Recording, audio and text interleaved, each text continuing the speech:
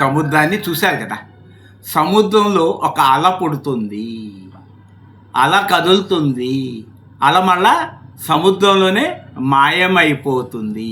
అంటే సముద్రంలో అల పుట్టింది కనిపిస్తుంది, కదులుతుంది, మాయమైపోతుంది. అట్లాగే నిరాకారమైన పరమాత్మలో ఈ పంచభూతాల ప్రపంచం ఒక అల లాంటిది. అదే మనస్సు.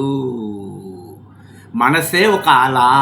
మెలకువలో మీకు మనసు ఉంది కాబట్టి ఈ ప్రపంచం అల్పంగా తోస్తుంది. గాఢ నిధిలో మీరు సముద్రంగా ఉండిపోయారు. అది అన్లిమిటెడ్ సెల్ఫ్, అనంతము. కాబట్టి మీరు మనసు అలలాంటిది. గాఢ నిధిలో బాడీలెస్, మైండ్లెస్. అప్పుడు మీరెవరు? సముద్రము, అనంతమైన ఆనందము. అనంతమైన ఆనందాన్ని ఎవరైనా వదులుకొని పరిమిత ఆనందాన్ని కోరుకుంటారా చెప్పండి? అందుకనే గాఢ నిధిలో ఆనందం వదులుకుంటానంటే మెలకువలో ప్రపంచం అంతా ఉచితంగా ఇస్తాను.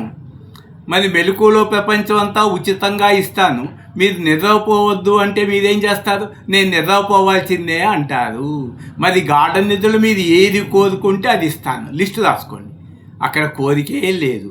మేలుకున్న తర్వాత రాసుకోండి, గాఢ నిధిలో ఇస్తాను మీ కోరికలన్నీ. 1,000,000 టన్నుల బంగారం ఇస్తాను మెలకువలో. లిస్టు రాసుకోండి, గాఢ నిధిలో ఇస్తాను డెలివరీ. గాఢ నిధిలో రాసుకోండి 1,000,000 టన్నులు బంగారం. నిద్ర లేవగానే ఇస్తాను. శ్మశానానికి ఎవరైనా 1 గ్రామ్ మట్టి కానీ బంగారం కానీ తీసుకెళ్తాం చూసారా?